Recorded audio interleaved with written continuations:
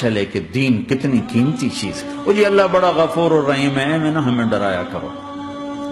ہاں اللہ بڑا غفور الرحیم ہے، لیکن اس کا کوئی عدل بھی ہے۔ رات کا شراب پینے والا اور رات کو مصلی پہ رونے والا برابر ہو جائیں گے تو پھر یزید حسین کو ایک ہی جگہ بٹھا دو، پھر کربلاؤں کے لیے رونا چھوڑ دو۔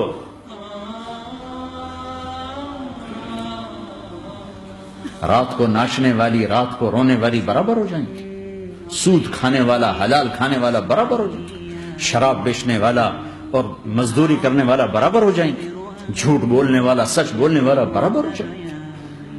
افنجعل المسلمین کالمجرمین ما لکم کیف تحکمون ام لکم کتاب فیہ تدرسون۔ اس سے زیادہ واضح کیا بتاؤں کہ میرا رب کہتا ہے کون سی کتاب میں لکھا ہوا ہے کہ ماننے والا نہ ماننے والا برابر کر دوں گا؟ کون سی کتاب میں؟ اللہ کو یہ کہنا پڑ رہا ہے ام لکم کتاب فیہ تدرسون، کس کتاب میں یہ لکھا ہوا ہے؟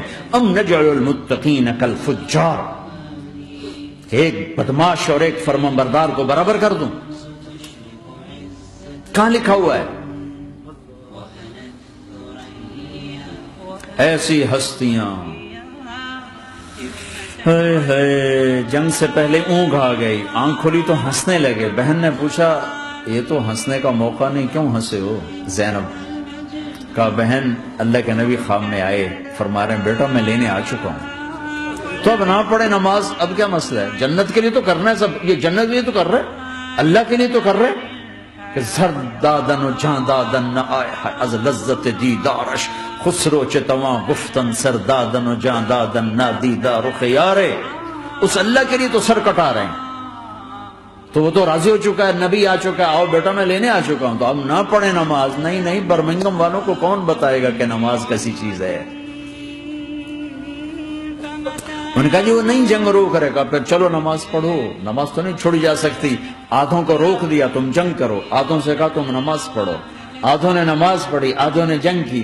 پھر جنہوں نے نماز پڑھی انہوں نے کہا تم آگے بڑھ جاؤ، ان سے کہا تم جا کے پیچھے اللہ کے بارگاہ میں سجدہ کرو۔ 1400 سال کی تاریخ میں ایسے نمازی میری نظروں سے نہیں گزرے، اور ایسی نماز نہیں پڑھی گئی نبی کے زمانے کے بعد۔ آپ نے بھی صلاۃ خوف ایک پڑھی تھی، وہ نبی تو نبی ہوتا ہے، اور کیا ان کا حال تھا، خون و خون، اپنے خون سے وضو کیے یا کربلا کی مٹی سے تیمم کیے؟ جب سجدوں میں سر رکھ کے سبحان ربی الاعلی کہا ہوگا تو دھرتی میں کیا ہلچل مچی ہوگی۔ نماز نہ چھوڑا، نماز نہ چھوڑنا، نہ کوئی عورت نہ کوئی مرد، نماز نہ چھوٹے۔ اللہ کو اور کبیرہ گناہوں سے بچو، کبیرہ گناہوں سے، بڑے گناہوں سے بچو، بڑے گناہوں سے بچو۔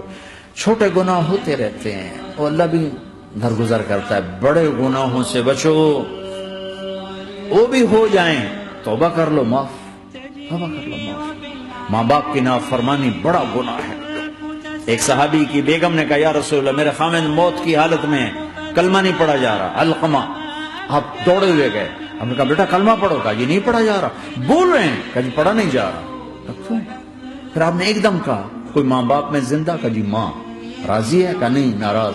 بلاؤ، وہ آ گئی۔ آپ نے کہا علقمہ کی اماں تمہیں بچے سے ناراض ہو؟ کہا جی ہاں۔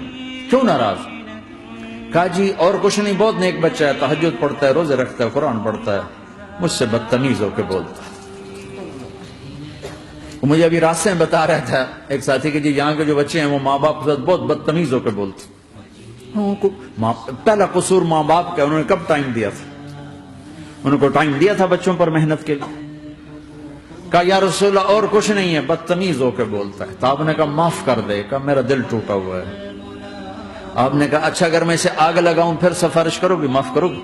کہا پھر تو کروں گی، اتنا تو میں نہیں سہ سکتی۔ کہ اگر تو نے معاف نہ کیا تو سیدھا اللہ کی آگ میں جائے۔ ہے کون؟ صحابی۔ آپ نے کہا اچھا یا رسول اللہ میں معاف کرتی ہوں، میں معاف کرتی ہوں۔ تو آپ نے کہا بیٹا کہو لا الہ الا اللہ، تو اس کے کہا لا الہ الا اللہ، اور جان نکل گئی۔ پھر آپ نے اس کا جنازہ پڑھا اور اس کے دفن میں شریک ہوئے، قبر تک گئے۔